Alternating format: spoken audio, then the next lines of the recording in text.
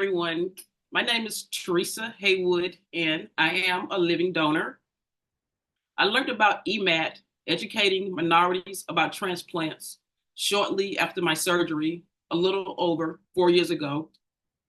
Ms. Brill has an amazing nonprofit organization whose goal is to educate and raise awareness to organ and tissue transplants in the African American community. I'm happy to be an ambassador for EMAT. And when time allows, I enjoy going out into the community and sharing the need and importance of kidney and organ donations. So, my name is Denise, and I have the privilege of being not only the organ transplant recipient, but I am this wonderful angel's niece. And I'm also her personal patient, I like to say, because she is a nurse as well. And yeah, I've needed a nurse a time or two. So I've just been very fortunate to have her in my life personally. And of course, as my lifesaver and kidney donor.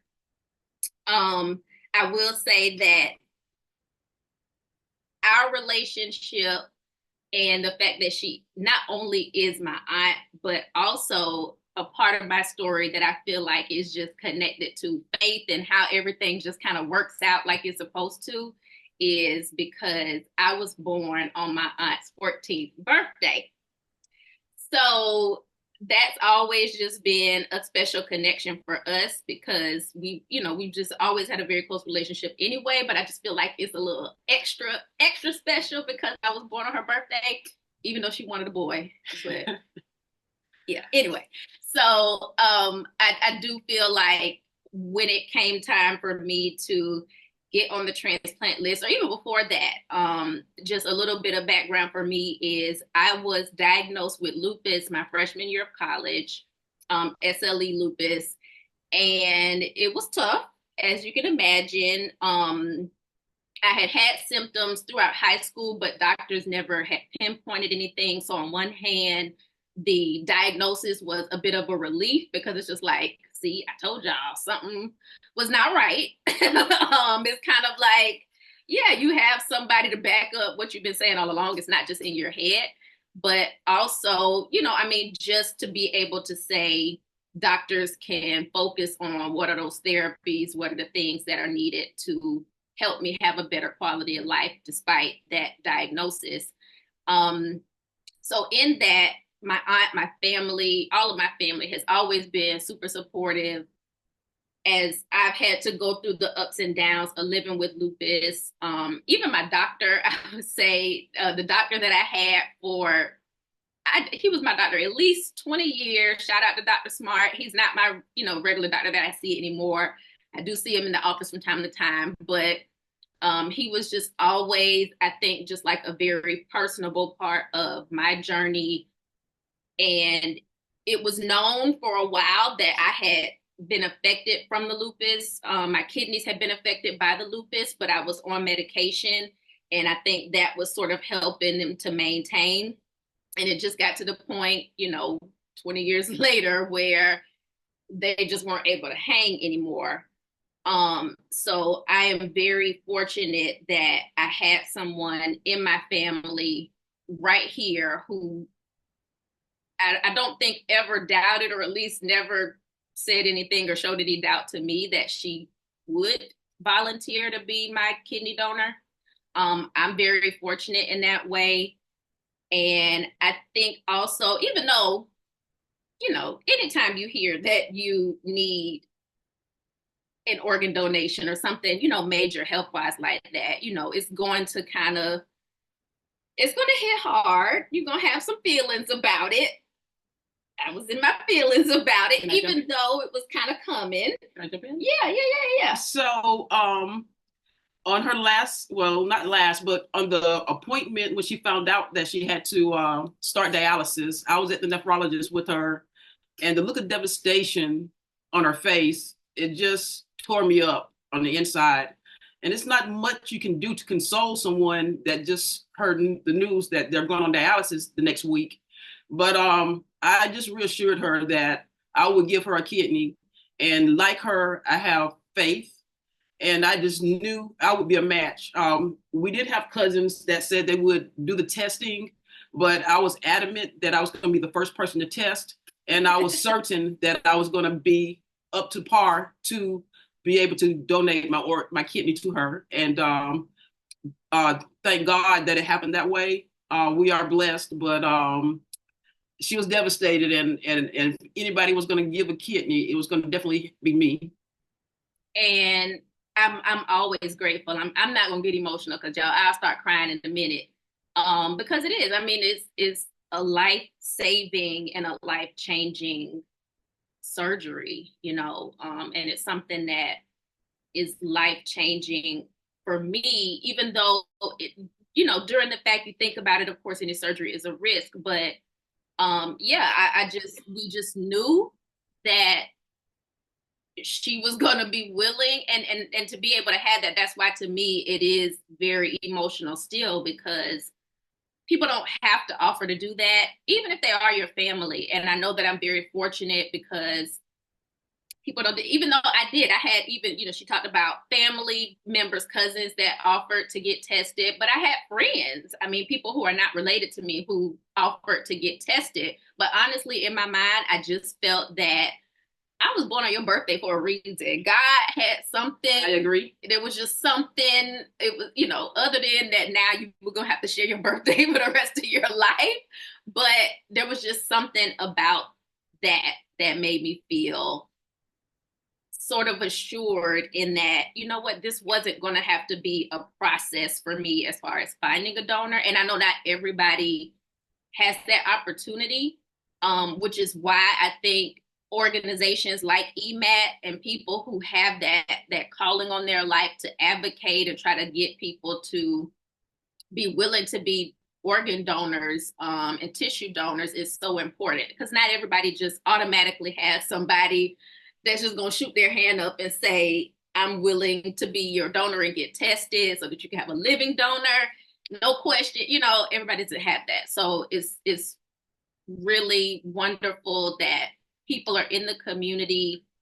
Like we said, Ms. Brill has a wonderful organization with EMAT, educating minorities about transplants, especially because we know the need is there. Yes. And if I can just interject for a second, another thing is I find that oftentimes people that are in need of kidney transplants, they're kind of apprehensive. A lot of people don't like to ask, even if it's a life-saving measure. People don't like to feel like they're inconveniencing someone by asking for a kidney. And what I've found is the more people that know, you don't really have to ask. It's people out there that's willing to donate. Like with me, it was a no-brainer. But it's people out there that's willing to donate if they know the need is there. So a lot of times we can't be too proudful and you know, and just and talk about the condition that we're in, because there are people that's willing and able to come through and help and that want to. I think that's true. But I definitely think that it helps, you know, to have formats like this where not just the recipients. I think, of course, people know that anybody who is to the point where they need an organ or some type of major procedure like that, a transplant, you know, the person is down bad. You know, that's not the healthiest state, right? And you can imagine what the person is going through and that they want it, that they need it. But I really appreciate that programs like EMAT and that community events that put organ donors out there, living donors out there, because I think a lot of times people would be more hesitant because they don't know the experiences or see the experiences as much of people who donated. And just to know that they can continue to have a regular life, fulfilling life, healthy life. I don't know, do you ever have moments where you feel like, yeah, something's like where you feel like my kidney's missing and I don't know if this is really, Never. a good idea. In 4 years, I have never had that. Well, of course, it took me a little longer to heal than it took you to heal. But aside from those little 2 months, I have never had a moment where I've been inconvenienced by only having one kidney. I mean, like I said, we only need one kidney.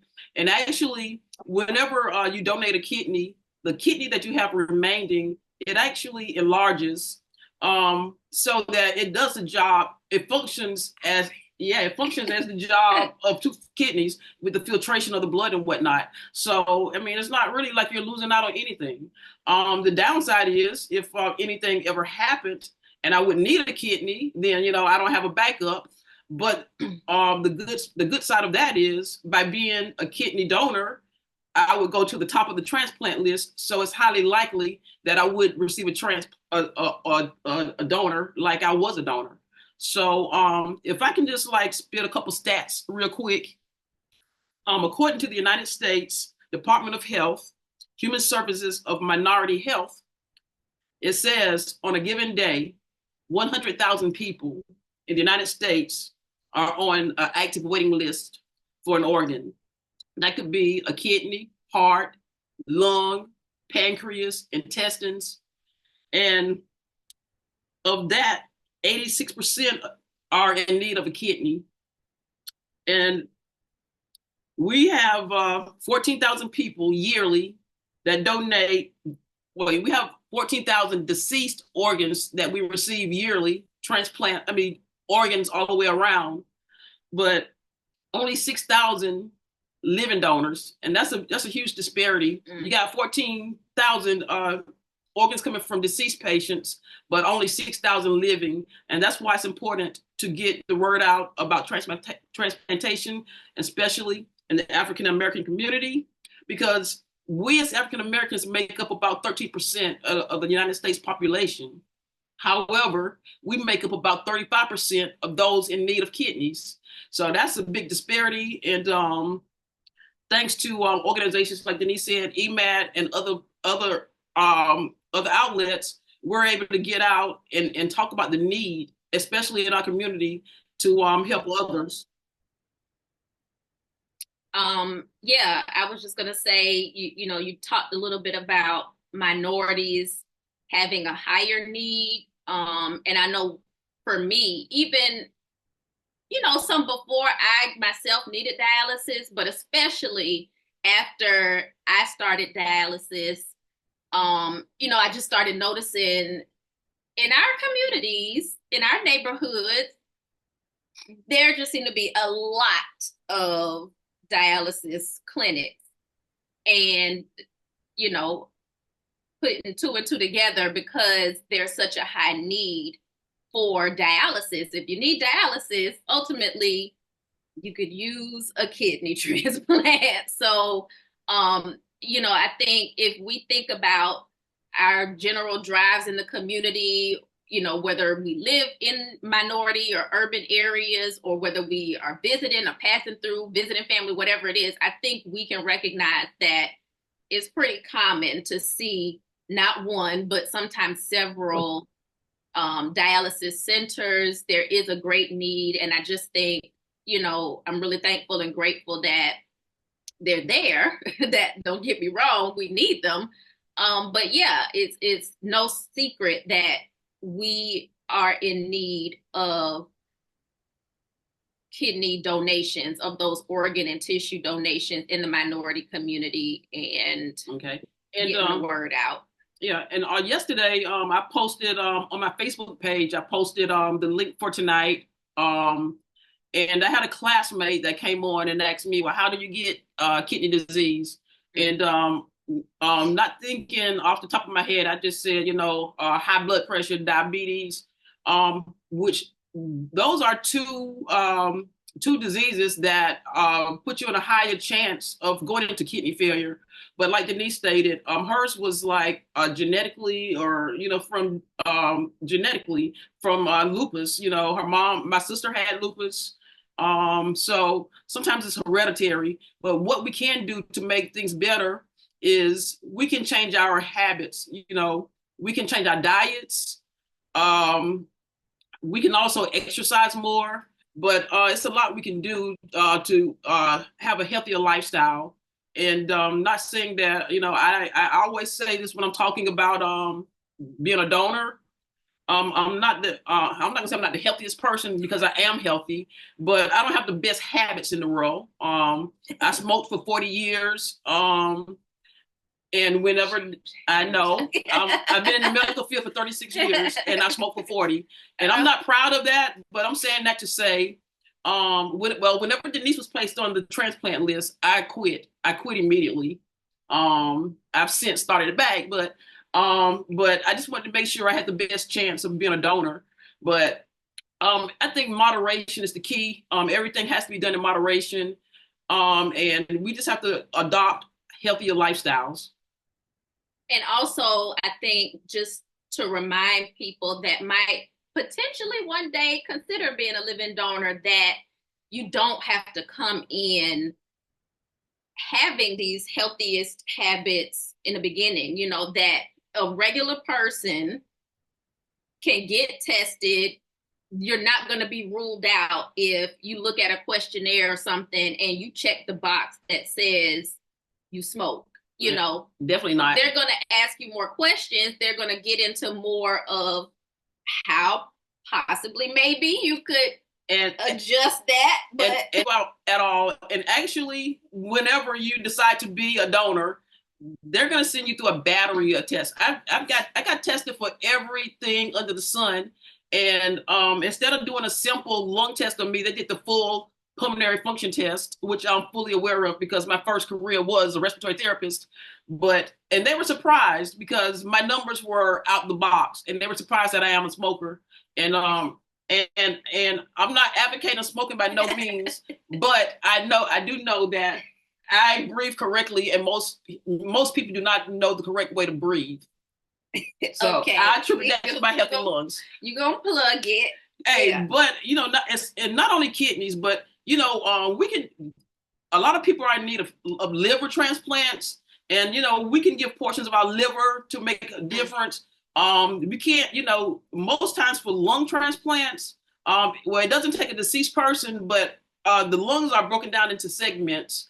The left side has 2 segments, the right side has 3, and we can donate segments of our lungs. So, it's a chance out there. I'd be willing to donate a portion of my lung or liver if somebody really needed it. I would, because that's how passionate I am, and that's how I am about donating. That's how giving you are, though. Too. Yeah, well, at all. And actually, whenever you decide to be a donor, they're going to send you through a battery of tests. I got tested for everything under the sun, and instead of doing a simple lung test on me, they did the full pulmonary function test, which I'm fully aware of because my first career was a respiratory therapist. And they were surprised because my numbers were out the box, and they were surprised that I am a smoker. And I'm not advocating smoking by no means, but I do know that I breathe correctly, and most people do not know the correct way to breathe. So okay. I attribute that to my healthy lungs. You gonna plug it?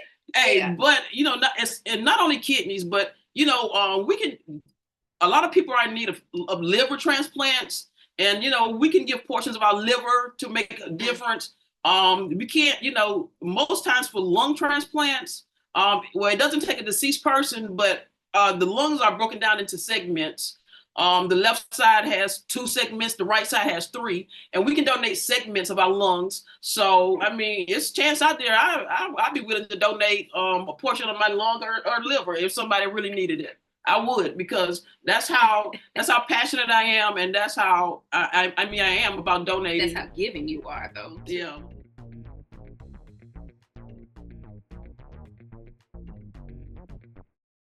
Once she got on the transplant list, I started testing the end of November, and like I said, a battery of tests, and we actually had the surgery during National Donate Life Month, and we did it on April 30th, the last day. So it could have been, I would say, about 5 months max, but it could have been much quicker if the appointments would have ran closer together. And it was during COVID time. Yeah, I was going to say yeah, that. it was during COVID time, so the appointments were kind of spread apart. But I think it would have been quicker had it not been for COVID. Yeah. But 5 months, 4 months, something like that. Yeah, I don't remember, but I do feel like the appointments, I think it made a difference as far, even with just scheduling for them to get to the point of the surgeries. I think was affected by COVID a little bit more because that was 2021. So that was still pretty early on in the pandemic coming about.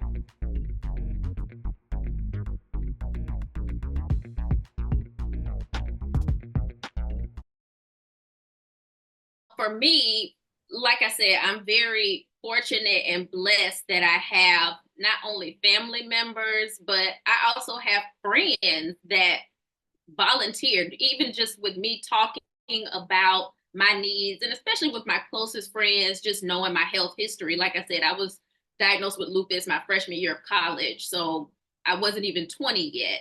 And I was, 40, 41 when I got my transplant. So friends that I've known over the years that have, known what I've been dealing with,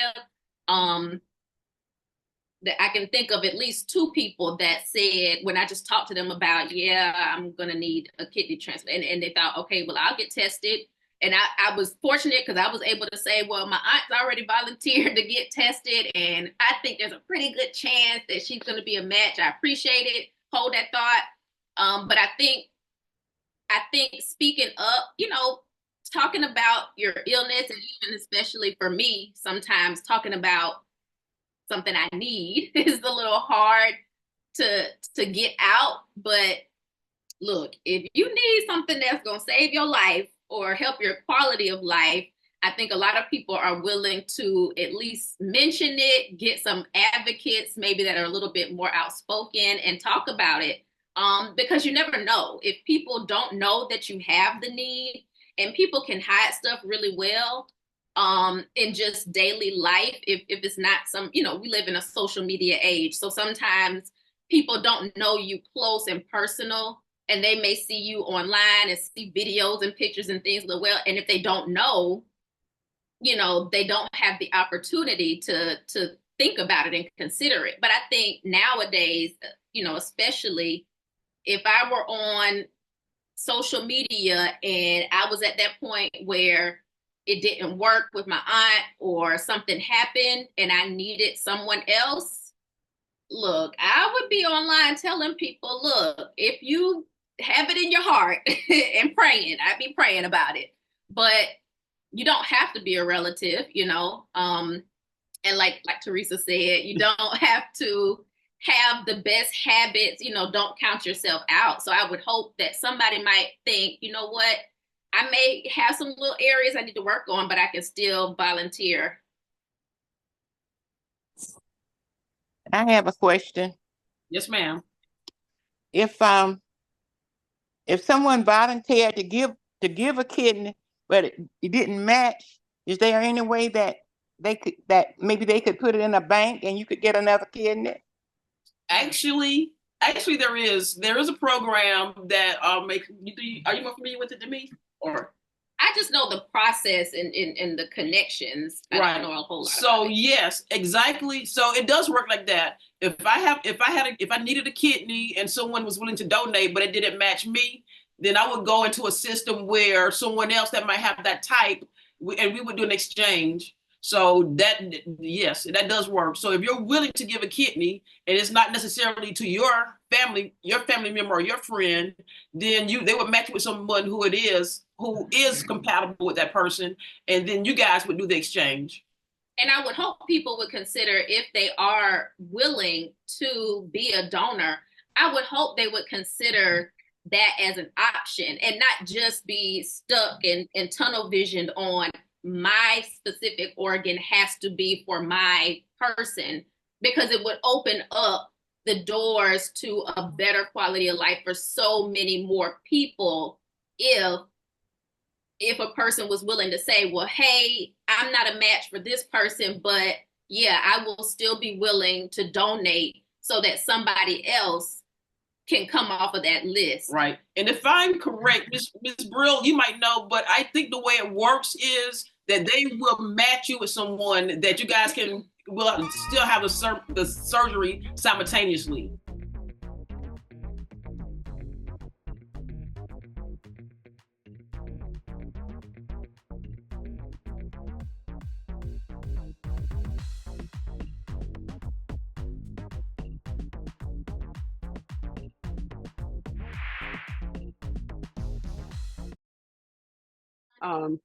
And on the right side, that space is smaller, as well as on your right, there are other organs that you can kind of randomly need surgery for. So they want to perform that procedure on the left because your right side, you could spontaneously need surgery on that for other organs. So they try to reserve that so that you don't have two surgeries on the same side in your life.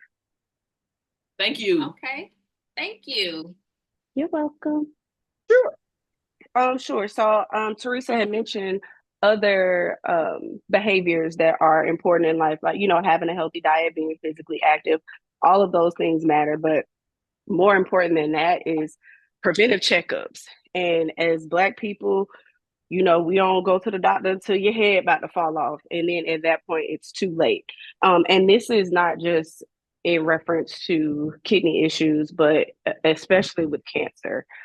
We don't go until something is severely affected, or like diabetes. And at that point, there's amputation required.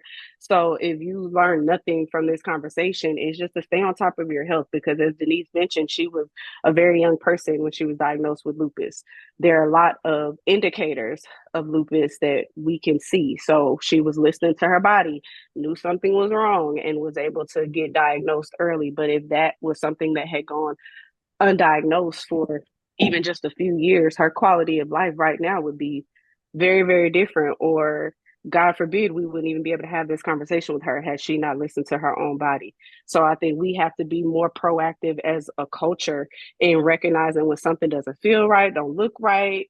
It's not like it was last week or a couple months ago. And naturally, as you get older, there is going to be a natural health decline, but some things are not right, and we know that. And just being scared is not an excuse to know what's going on with your body, because we do live in an age and time where anything you want to know, you can know. And sometimes you can get on Google and it's going to tell you you're going to die tomorrow, but you need to be proactive and make that appointment, make that phone call so that you can get additional information about what's going on with you. But taking that first step to do research about something that you're feeling, or something that you see on your body, is really important. And I think as a culture, we don't talk about things enough, and we get, we have that, what's happening in my house stays in my house, and I don't want to tell nobody what's going on. We have to have more community when it comes to our health. So I think this was a great conversation that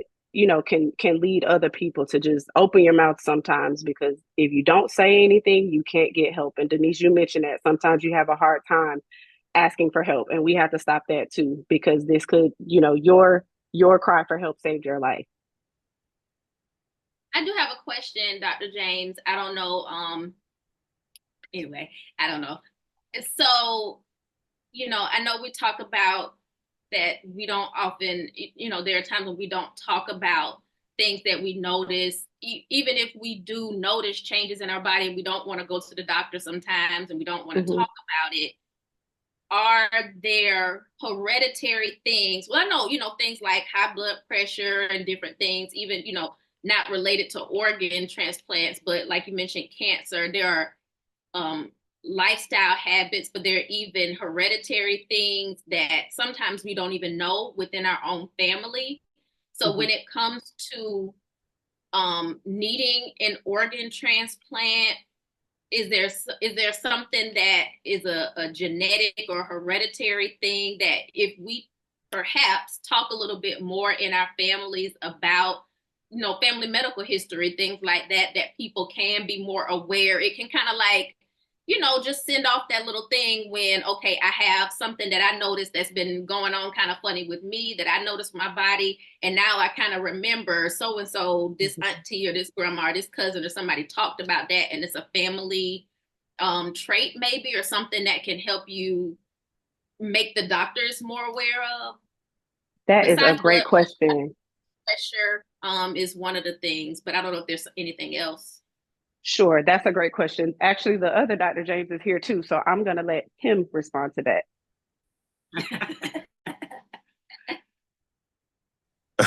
Yeah, definitely put on the spot just then. But no, first and foremost, let me just say, absolutely amazing conversation. And I'm happy that I got the invite and just to be a part of it.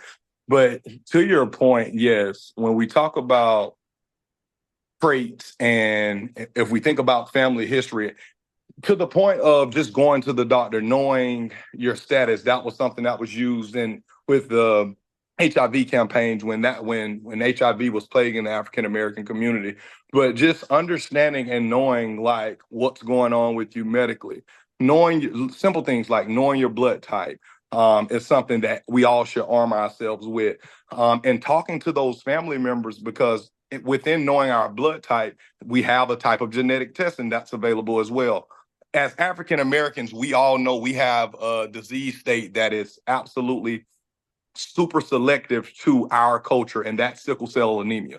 There shouldn't be, and I say this a lot because there shouldn't be any new cases of sickle cell because all that takes is two people knowing that they're carrying the trait already.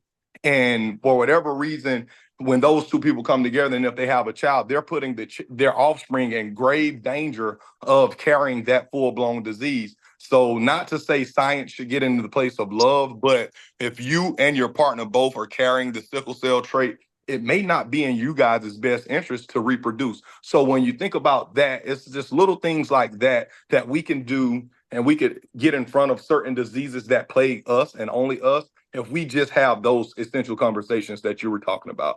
If we talk to mom, talk to dad about maybe, hey, when you get that CBC, that complete blood count at the doctor, hey, go the next step and get genetic testing so we can know what's sitting directly on your alleles and on your genetic makeup so I can kind of better understand what's on my alleles and what's on my genetic makeup as I move forward in the world. And I plan to one day grow my family. I would like to know if I have a sickle cell trait so that I won't put my future offspring in danger of carrying that disease. So just being aware, being conscientious of your own personal health. I think that's one way that we could start, to combat that and get in front of it. But you hit the nail on the head when you said it's about talking to those family members and having those conversations internally to help us protect ourselves holistically.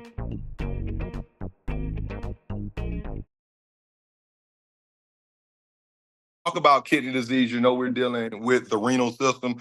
So diabetes is going to directly affect that because that's something that affects us holistically and affects our circulatory as well from the high blood glucose. So that A1C that she mentioned initially, that's the test that doctors do and we get that shows what our blood glucose has been over the past 3 months. So it doesn't, when you get that A1C done, it doesn't give today of I had high blood glucose today. No, it tells you what that blood glucose has been doing the past 3 months. And based off of that number is a really good indicator of other disease states. So you don't want to have that number run high or have that number out of range too many months of your life. You want to be really intact and in range with that A1C because that's a direct indicator of your blood glucose and how your body is functioning.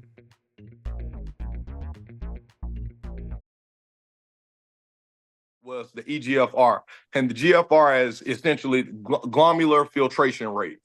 And in layman's terms, what that measures is how well is my kidney functioning, right? If that GFR is in range, that means your kidney is functioning well. It's carrying out all of the necessary functions that it's supposed to do. But when that GFR starts to slip out of range, then you start seeing the manifestation of renal disease. And once that happens, that it's different. There's, I believe, 5 different stages of renal disease. But again, the start to identifying that is being, again, conscientious of those indicators that tell you when your body is headed that way and getting in front of it then. When when your glomerular filtration rates start to get out of whack, it's finding the issue, identifying the underlying cause, and getting in front of it then so it doesn't progress to renal disease. I just want to make one quick comment. Since we are kind of getting into the GFR, I know we were talking a little bit earlier about a sort of recent change in the medical care system.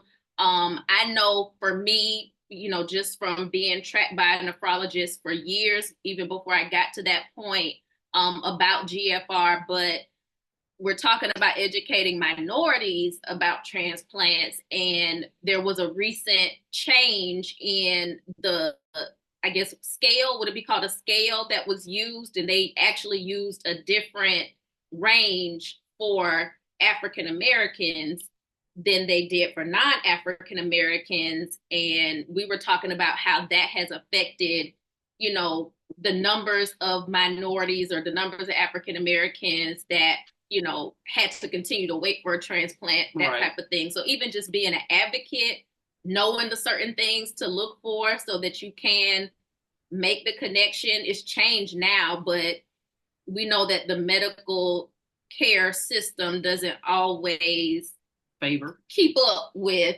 what is in favor for us. So again, it's just another thing for minorities, I think, that we have to keep on top of knowledge for ourselves and for our community. Agree. I know that.